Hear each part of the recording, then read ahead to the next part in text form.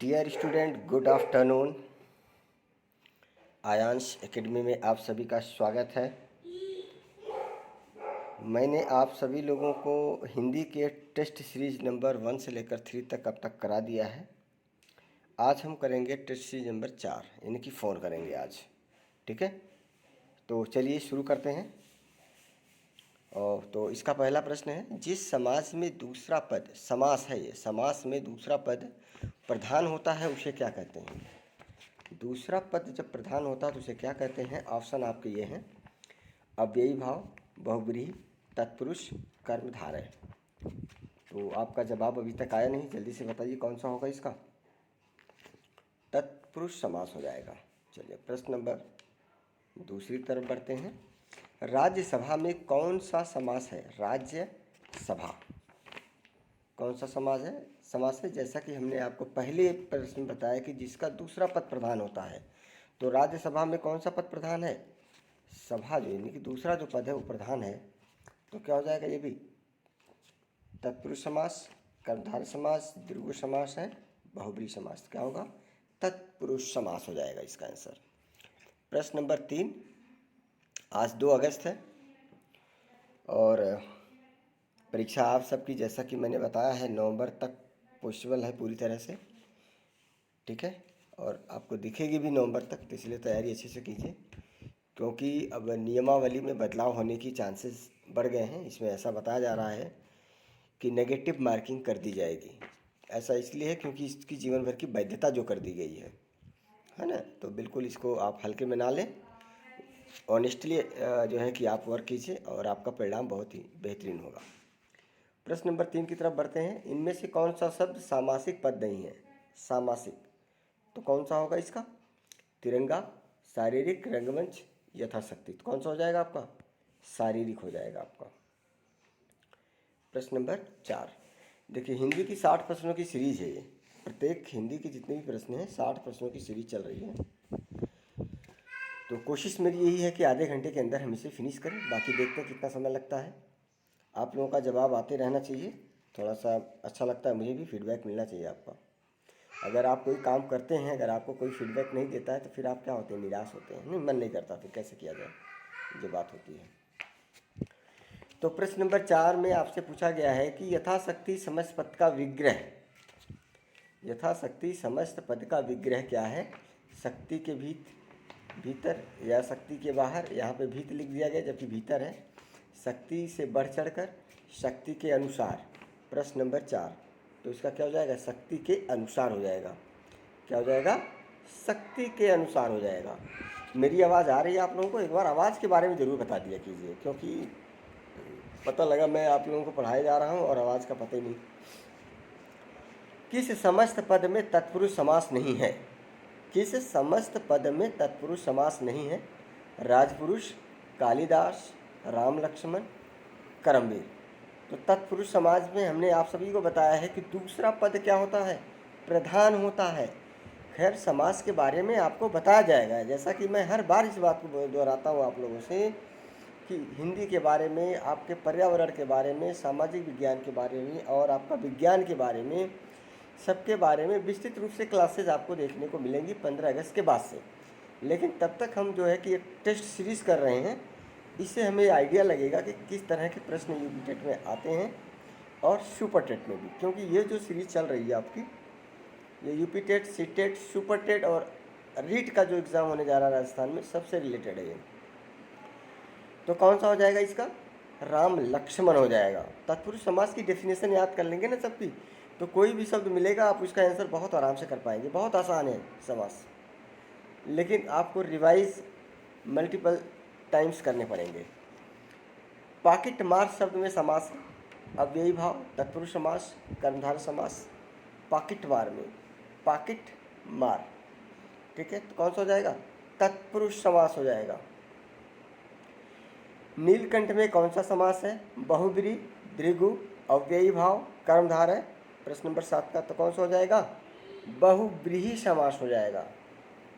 कर्मधारय समास में बहुब्रीहि समास में लेके बड़ा संशय होता है, इसके बारे में जब डिटेल में बताया जाएगा तो बिल्कुल क्लियर कर दिया जाएगा। इसका एक फार्मूला भी हमने बना रखा है, आप सबको बताऊं, वो फार्मूला भी हम बताएंगे समास वाले एक भी क्वेश्चन आप गलत नहीं करोगे, उस फार्मूले को अच्छे से याद कर लेंगे तो। समास के कितने भेद होते हैं? 5, 3, 6, 4। समास के कितने भेद होते हैं? कितने होते हैं? 6 भेद होते हैं। समास के कितने भेद होते हैं? मैंने केंद्रीय विद्यालय, आप लोग जानते होंगे, KVS जिसको आप बोलते हैं, उसमें हिंदी से एग्ज़ाम दिया था TGT का, तो इंटरव्यू में मेरे से पूछा गया था प्रश्न। प्रश्न नंबर 8 कंप्लीट हो गया आपका। 9वें पे आ गए हम। वन मानुष में कौन सा समास है? बहुब्रीहि, द्विगु, कर्मधार है, तत्पुरुष। प्रश्न नंबर 9 का। तो वन मानुष तो कौन सा हो जाएगा? तत्पुरुष समास हो जाएगा। किस शब्द में तत्पुरुष समास है? गृहागत, महादेव, पंचवटी, ग्रंथरत्न। प्रश्न नंबर 10 का। तो किस में है? गृहागत में आपका क्या है? तत्पुरुष समास है। अंशुमाली में कौन सा समास है? कर्मधार है, बहुव्रीहि, अव्ययी भाव, द्विगु। प्रश्न नंबर 11 का। तो कौन सा हो जाएगा? बहुव्रीहि समास हो जाएगा इसका। कौन सा हो जाएगा? बहुव्रीहि समास। किस शब्द में बहुव्रीहि समास नहीं है, ये बताना है अब आपको। इस सीरीज में मैंने समास से संबंधित काफ़ी प्रश्न जो है कि लिए हैं, क्योंकि मेरी पूरी कोशिश है, मतलब आप समझिए कि आपने प्रायिकता पढ़ा होगा आप कभी मैथमेटिक्स में, कह सकते हैं प्रोबेबिलिटी एक तरीके से, कि किसी भी चीज़ को कितनी तरीके से रखा जा सकता है या कितनी तरीके से देखा जा सकता है। उस कंडीशन में हमने समास के इतने सारे प्रश्न बना दिए हैं कि किसी भी तरह से पूछे, अगर आप टेस्ट सीरीज अच्छे से कर लेते हो, आपका समास का कोई भी क्वेश्चन नहीं फंसेगा, मतलब करके आएंगे आप। ठीक है, तो कौन सा हो जाएगा? मेघनाद हो जाएगा। किस शब्द में तत्पुरुष समास है? आजम, अनिक्षा, घनश्याम, तिरंगा। प्रश्न नंबर 13 का। तो कौन सा हो जाएगा? अनिक्षा हो जाएगा। कौन सा हो जाएगा? अनिक्षा हो जाएगा। घनश्याम नहीं होगा, क्योंकि घन भी प्रधान है, श्याम भी प्रधान है।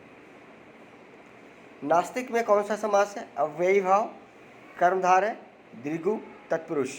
प्रश्न नंबर 14 की बात हो रही है, तो नास्तिक में कौन सा समास हो जाएगा? तत्पुरुष समास हो जाएगा। किस शब्द में कर्मधारय समास है? रणवीर, विचारमग्न, दुष्चरित्र, श्रीधर। प्रश्न नंबर 15 का। तो कौन सा हो जाएगा? दुष्चरित्र हो जाएगा। अंधधूप में कौन सा समास है? अव्ययी भाव, तत्पुरुष, बहुव्रीहि, कर्मधारय। प्रश्न नंबर 16 का। तो कौन सा हो जाएगा? कर्मधारय समास हो जाएगा। नवनिधि में कौन सा समास है? अव्ययी भाव, द्विगु, कर्मधारय, तत्पुरुष। प्रश्न नंबर 17। तो कौन सा हो जाएगा? द्विगु समास हो जाएगा। वाग्दत्ता में कौन सा समास है? तत्पुरुष, अव्ययी भाव, कर्मधारय, बहुव्रीहि। आप सबको मैं बता दूं, ये प्रश्न सभी परीक्षाओं में पूछे जा चुके हैं, सभी के सभी प्रश्न पूछे जा चुके हैं। आप यूपी टेट के, सीटेट के आप प्रश्न पत्र उठा के देख सकते हैं, क्योंकि आपने इससे पहले भी एग्ज़ाम दिया होगा, तो आपके पास प्रैक्टिस सेट जरूर पड़ा होगा, तो उसको आप देखना जाके, आपको इसमें से समास के जरूर क्वेश्चन मिलेंगे। इसमें बिल्कुल भी 1% भी संदेह नहीं है। ठीक है, मैं ऐसा इसलिए बोल रहा हूँ क्योंकि किसी का आंसर नहीं आता, आरती के अलावा कोई आंसर करता ही नहीं है, पता नहीं कहाँ सब सोते रहते हैं। भाई आपको नहीं आता है कोई बात नहीं, एक बार आंसर तो कीजिए, उससे आपको पता तो चलेगा कि आपने, मान लीजिए हम 60 प्रश्नों की टेस्ट सीरीज आपको करा रहे हैं, तो 60 प्रश्नों में से आपने कितने प्रश्न सही किए, क्योंकि हम तो आपको आंसर बता ही रहे हैं ना सही सही। समझ रहे हैं कि नहीं बात को? जब कुछ बताते हैं तो हाँ ना में भी जवाब दे दिया कीजिए, बस आप लोग देखते रहते हैं। चलिए खैर, आपकी इच्छा। तो कौन सा समास हो जाएगा? तत्पुरुष समास हो जाएगा। किस क्रम में करण तत्पुरुष नहीं है? करण तत्पुरुष नहीं है। तत्पुरुष समास की विशेषता यही है, आप सबको बताऊं, ये पूरा जो है कि कर्ता, कर्म, करण से संप्रदान को पूरा फॉलो करता है ये। ठीक है, आप जाके देख सकते हैं। प्रश्न नंबर 19 का। तो कौन सा हो जाएगा? गृहागत। चक्रपाणी में कौन सा समास है? अव्ययी भाव, बहुव्रीहि, कर्मधारय, तत्पुरुष। प्रश्न नंबर 20 का। तो कौन सा हो जाएगा? बहुव्रीहि समास हो जाएगा। बहुव्रीहि समास हो जाएगा। कृतज्ञ शब्द का सही विलोम है, कृतज्ञ शब्द का सही विलोम है दयालु, कृतज्ञ, उदार, निर्दय। प्रश्न नंबर 21 का दूसरा हो जाएगा। जो हिंदी टीजीटी से हैं उनके लिए भी ये बहुत लाभकारी है। 7 तारीख या 8 तारीख में परीक्षा है उनकी भी।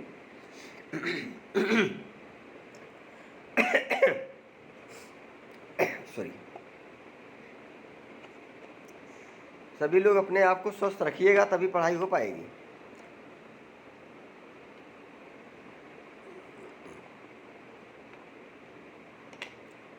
और ख़ास तौर से महिलाओं के लिए काफ़ी कठिन होता है और जिनकी शादी हो गई है।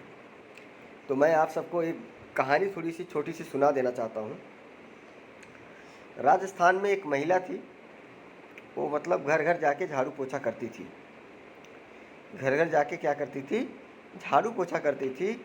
और उसका जो हस्बैंड था उसको छोड़ के चला गया। उसके 2 बच्चे हैं, अभी भी है, वो वर्तमान में महिला है। उसके बाद उसने 10 साल 11 साल बाद उसने ग्रेजुएशन किया। ग्रेजुएशन करने के बाद वो जो राजस्थान का पीसीएस का एग्ज़ाम होता है उस एग्ज़ाम में बैठी। वर्तमान समय में एसडीएम है वो। वर्तमान समय में मैं आप सबसे बताना चाहता हूँ कि एसडीएम है। तो दुनिया में ऐसे ऐसे लोग हैं ना, आप सबको बताऊँ डियर स्टूडेंट, कि मतलब मुझे नहीं लगता कि प्रेरणा की कमी है कहीं से भी। आपको अंदर से केवल अपने आप को उत्तेजित करना है पढ़ाई के लिए, ताकि आप कुछ कर सकें। थोड़ा देखो बोरिंग लगेगा, जैसे ये टेस्ट सीरीज हम कर रहे हैं ना, थोड़ा सा बोरिंग लगेगा। लाइफ में अच्छे काम जब हम करते हैं तो उसमें थोड़ी बोरिंग लगती है, लेकिन यकीन मानिए अगर आप उसी बोरिंग को इन्जॉय में कन्वर्ट कर गए तो पूरी लाइफ पूरा इन्जॉयमेंट वाली हो जाती है। समझना आपको, करना आपको है। अगर आज आप नहीं करेंगे तो यकीन मानिए फिर जीवन में कभी नहीं कर पाएंगे। फिर वही रटी पटी घिसी पिटी ज़िंदगी जो आप आज जी रहे हैं वही पूरा जीवन जीते रहेंगे। अंत में आपका भी अंत हो जाएगा। ठीक है, खैर अंत तो हमारा भी होना है, सबका ही होना है। पृथ्वी पर जितने लोग आए हैं ना, सबका अंत होना है। लेकिन यार मनुष्य का जन्म मिला है, कुछ तो अच्छा करके जाओ, है कि नहीं? यहाँ पे जितने भी लोग सुन रहे हैं मुझे, महिला हो या पुरुष हो, जीवन में आपको मतलब कहते हैं ना कि एक मनुष्य का जन्म मिला है। तो इसी तरीके से मैथिली शरण गुप्त जी की एक पोयम याद आ जाती है। मैथिली शरण गुप्त जो है कि हमारे देश के बड़े महानतम कवियों में से एक हैं। बड़ी अच्छी अच्छी कविताएं उन्होंने लिखी है। उन्होंने लिखा है कि नर हो न निराश करो मन को, कुछ काम करो कुछ काम करो, जग में रह कर कुछ नाम करो, यह जन्म हुआ किस अर्थ हो, समझो जिसमें यह व्यर्थ न हो। तो ये पोयम मैंने 8वीं क्लास में पढ़ी थी और तब से मैं इस पोयम से बहुत ज़्यादा प्रेरित हुआ। और आज भी मैं इसको जब थोड़ा सा कभी निराश होता हूँ ना, इस पोयम को मैं 2-3 बार पढ़ लेता हूँ। इसके बाद हरिवंश राय बच्चन जी हैं। मतलब हरिवंश राय बच्चन जी की एक कविता थी, वो भी हमने 8वीं में ही पढ़ी थी। नीड का निर्माण फिर नीड का निर्माण फिर। एक ही लाइन बहुत है आपको प्रेरित करने के लिए। पोयम बड़ी लंबी है। नीड का निर्माण कहने का मतलब तो आपको देखो बना बनाया सब कुछ मिला है लाइफ में। माता पिता ने आपके लिए सब कुछ बना के दिया है, घर बना के दिया है, पढ़ाई लिखाई अच्छी करा दी है। अब केवल तैयारी करके एक नौकरी के लिए मेहनत करनी है आपको। लेकिन नीड का निर्माण का मतलब क्या होता है कि एक चिड़िया जो आधी तूफान आता है और उसके जो घोंसले होते हैं ना दोस्तों, वो टूट जाता है, उसको देख ही नहीं पाती कहाँ गया है मेरा घर टूट के। उसके बाद भी वो तिनका तिनका करके अपना घर दोबारा से बनाती है। तो जब एक चिड़िया अपने घर बना सकती है तो क्या आप लोग यार एक नौकरी के लिए तैयारी नहीं कर सकते ढंग से? अगर नहीं कर सकते तो भाई फिर तो क्या कहूँ मैं। चलो खैर आगे बढ़ते हैं इसके। अगर अच्छी लगी हो तो कमेंट कर देना कहानी मेरी। और उसके बाद जो मैंने 2 पोएम के बारे में आपको बताया है। प्रश्न नंबर 21 हो गया आपका, कृतज्ञ हो जाएगा, इसका सही विलोम शब्द हो जाएगा। ठीक है, प्रश्न नंबर 22 पे आते हैं। किस क्रम में आसिम का विलोम है? आसिम, ये पीसीएस के एग्जाम में कम से कम 6-7 बार पूछा जा चुका है। तो सामिश, अनामिश, निरामिश, परामिश। प्रश्न नंबर 22 का 3 हो जाएगा। किस क्रम में सही विलोम नहीं है? उद्घाटन का समापन, बिल्कुल ठीक है। अनुराग का दुराग, उसके बाद उत्तम का अधम, ये भी ठीक है। इष्ट का अनिष्ट, तो कौन सा ठीक नहीं है? अनुराग का दुराग नहीं सही है। भाई दोनों का मतलब एक ही हो गया ना। निहार का सही विलोम शब्द बताना है आपको। अनुहार, विहार, संधार, आहार। प्रश्न नंबर 24 का। तो निहार का क्या हो जाएगा? आहार हो जाएगा। अनुज का सही विलोम शब्द होगा भ्रता, जेठ्स, अग्रज, कनिष्ठ। अनुज का मतलब छोटा ही होता है, तो विलोम क्या हो जाएगा? बड़ा हो जाएगा नहीं। तो प्रश्न नंबर 25 का क्या हो जाएगा? अग्रज हो जाएगा। क्या हो जाएगा? अग्रज हो जाएगा। दो बड़े और छोटे भाई हैं, तो एक अग्रज है, एक अनुज है, इस चीज़ का ध्यान रखना। कौन सा क्रम सटीक नहीं है? कठोर का कोमल। प्रश्न नंबर 26 बिल्कुल सही। प्रश्न नंबर 26 का पहला ऑप्शन बिल्कुल ठीक है। धनात्मक, ऋणात्मक, ये भी सही है। दाखिल किया कोई चीज़, खारिज हो गया, ये भी सही है। पंडित, विद्वान। पंडित का मतलब भी विद्वान होता है, विद्वान का मतलब भी पंडित होता है।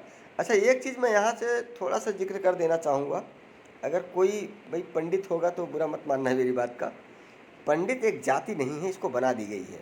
पंडित का मतलब होता है ज्ञानवान, बुद्धिमान, जीनियस जिसको कहते हैं। मतलब किसी चीज़ में अगर आप जो है कि इंटेलिजेंट है तो उसको पंडित बोला जाता है।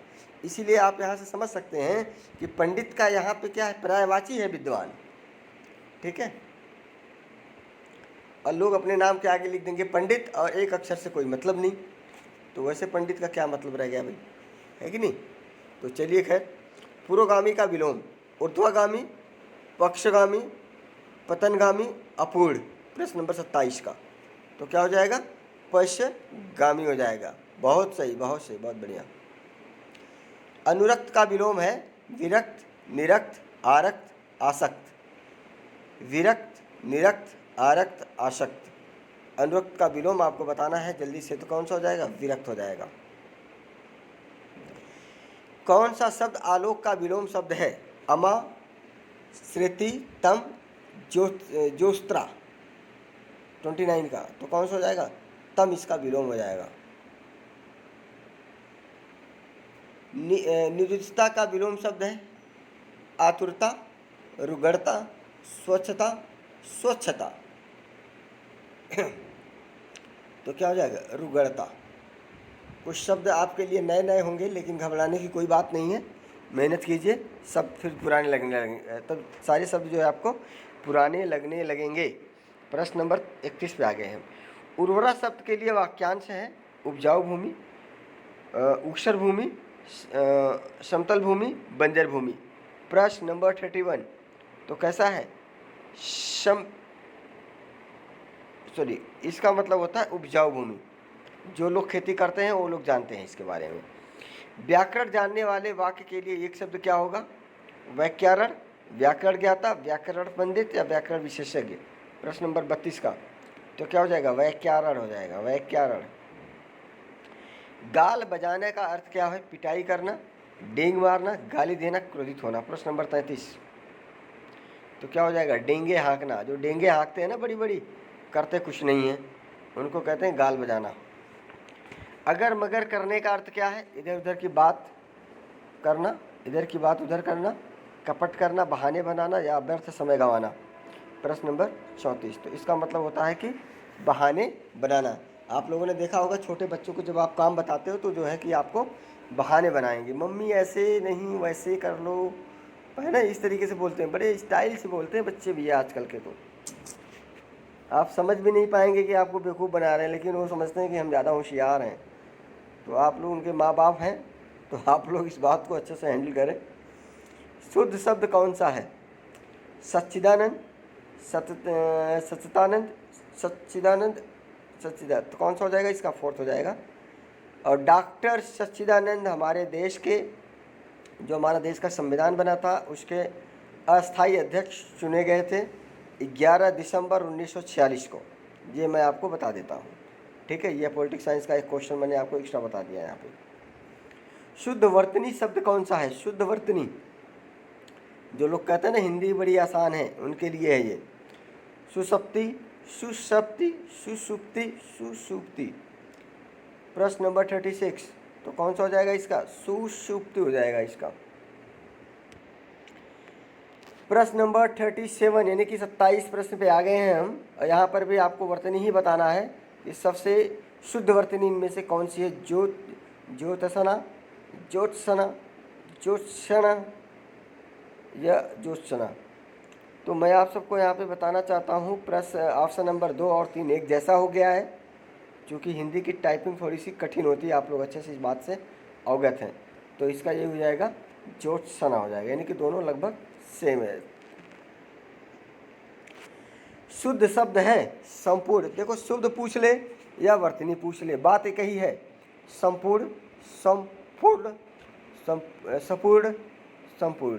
तो आपको शुद्ध बताना है। 38 का कौन सा हो जाएगा? पहले हो जाएगा। आप लोग संपूर्ण शब्द का बहुत इस्तेमाल किए होंगे, बहुत बार लिखे होंगे। दयानंद में प्रयुक्त संधि का नाम गुण संधि, दीर्घ संधि, व्यंजन संधि, इनमें से कोई नहीं। प्रश्न नंबर 39 जल्दी से बताया जाए, बहुत देर करते हैं आप लोग। कौन सी संधि होगी? दीर्घ संधि होगी। कपीस में प्रयुक्त संधि का नाम वृद्धि संधि, विसर्ग संधि, दीर्घ संधि, व्यंजन संधि। प्रश्न नंबर 40 का क्या हो जाएगा? दीर्घ संधि।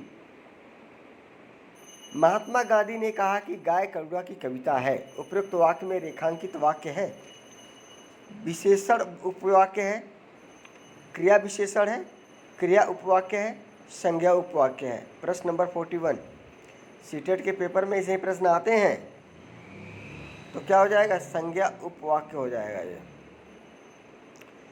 मैं वहीं जा रहा हूँ जहाँ से तुम आए हो। आप लोग कहते हैं, बोलचाल की भाषा में इसका प्रयोग किया जाता है। मैं वहीं जा रहा हूँ जहाँ से तुम आए हो। क्रिया विशेषण उपवाक्य, संज्ञा उपवाक्य, विशेषण उपवाक्य, उपरोक्त सभी। प्रश्न नंबर 42 तो क्रिया विशेषण उपवाक्य हो जाएगा इसका।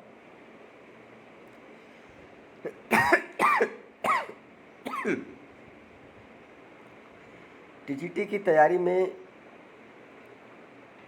लगे हैं हम सभी लोग। टीजीटी की तैयारी कराने में समझ लीजिए सुबह से पढ़ाने में लग जाता हूँ और फिर बड़े मुश्किल से आप सबके लिए समय निकालता हूँ, पूरा लगभग 1.5 से 2 घंटे का। गला एकदम बैठ जाता है, 2-2, 3-3 बोतल पानी पी जाते हैं हम बोलते बोलते। तो आप लोग भी जब बोलेंगे तो पिएंगे। चलिए खैर, जब पूछोगे तब बता दूंगा। आप लोग घर में जवाब देते हैं ना, माता पिता से गुस्सा हो गए या आपके बच्चे आपसे हो गए, कहते हैं जब पूछोगे जब बता दूंगा। तो आप लोग क्या कहते हैं? अभी बता, अभी बता, अभी जानना चाहता हूँ मैं, अभी जानना चाहता हूँ, या अभी जानना चाहता हूँ, या मैं अभी जानना चाहती हूँ। ऐसे गुस्से में आप पूछते हैं ना बच्चों से या किसी से भी कि क्या बात हो गई, अभी बता दे। तो ये शब्द जितने भी हैं आपके दिनचर्या में प्रयोग होने वाले हैं। मतलब कहने का ये है कि थोड़ा सा एंटरटेनमेंट मैं इसलिए करता हूँ कि आपका थोड़ा सा मन लगा रहे हैं यहाँ पे, क्योंकि टेस्ट सीरीज करना आसान काम नहीं है, इसके लिए बहुत धैर्य की ज़रूरत होती है। प्रश्न नंबर 43 का जवाब आप लोग जल्दी से दे दीजिए। तो क्या हो जाएगा? क्रिया विशेषण हो जाएगा। जो लड़की किताब पढ़ रही होगा मेरी बहन है। वाह, गुड, बहुत बढ़िया, बहुत बढ़िया, बहुत बढ़िया। गूगल मीट वाले बच्चे जो जुड़े हैं वो अच्छा जवाब दे रहे हैं मुझे, यूट्यूब वाले तो जवाब ही ना देते फिर।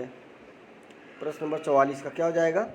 संज्ञा उपवाक्य, क्रिया विशेषण, क्रिया उपवाक्य, विशेषण उपवाक्य। क्या हो जाएगा?